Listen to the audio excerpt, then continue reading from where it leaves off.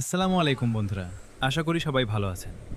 আজকের ভিডিওতে আমরা আলোচনা করব কেন হঠাৎ করে ফেসবুক মেসেঞ্জার বা ফেসবুক লাইট কাজ করছে না এবং এর সমাধান কি।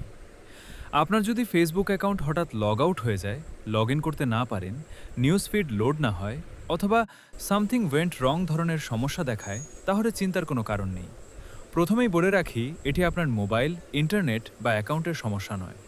বেশিরভাগ ক্ষেত্রে এমন সমস্যা ফেসবুকের সার্ভার ডাউন বা টেকনিক্যাল গ্লিচের কারণে হয়ে থাকে। কী করবেন? ১.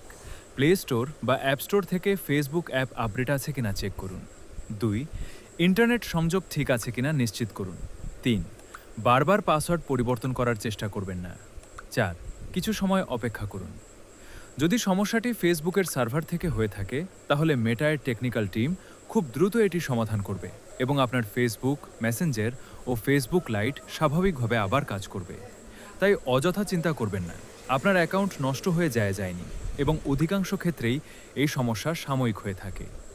ভিডিওটি যদি আপনাদের উপকারে আসে, তাহলে একটি লাইক দিন, বন্ধুদের সঙ্গে শেয়ার করুন এবং প্রযুক্তি বিষয়ক নতুন নতুন আপডেট পেতে আমাদের চ্যানেলটি সাবস্ক্রাইব করে পাশে থাকা বেল আইকনটি অন করে রাখুন।